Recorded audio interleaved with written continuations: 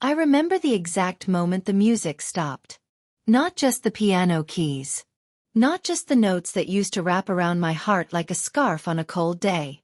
I mean, everything. The hum of joy. The echo of comfort. It all just ended. But maybe I should start earlier. I lived on the second floor of a red brick building on Northside. It wasn't fancy. We called it the Echo, because the hallways always bounced your voice back at you. Sometimes in whispers. Sometimes with memories. Julian lived above me. Third floor. Apartment 3C.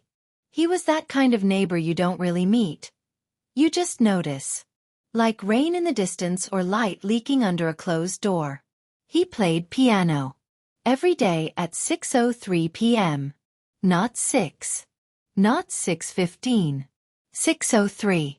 Like he had to wait for something. Or someone. I never asked what.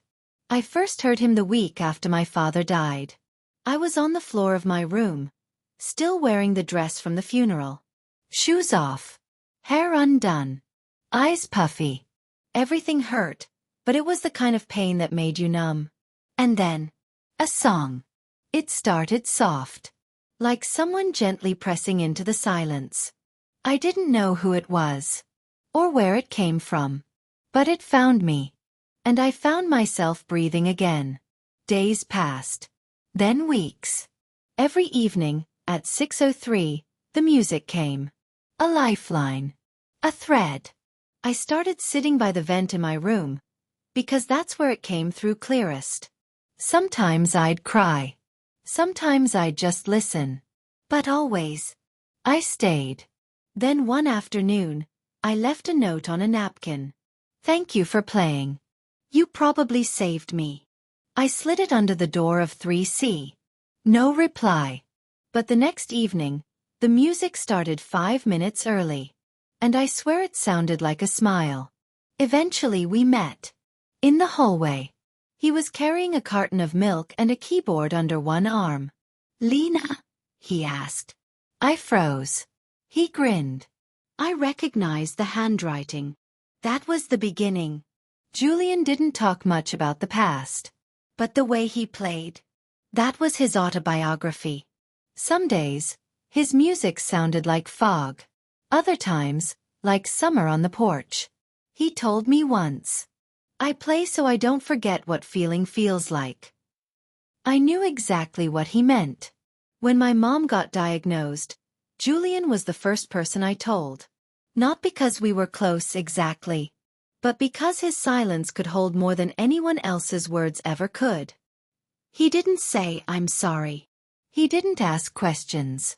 He just looked at me, nodded, and the next time I came over, there was a second chair by the piano.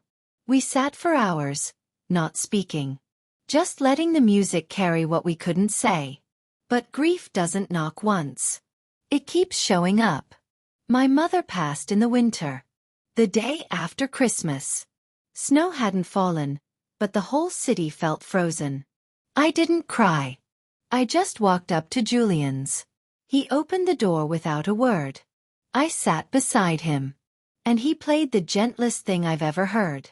It sounded like goodbye and home and holding hands. I broke down. Right there on his dusty floor.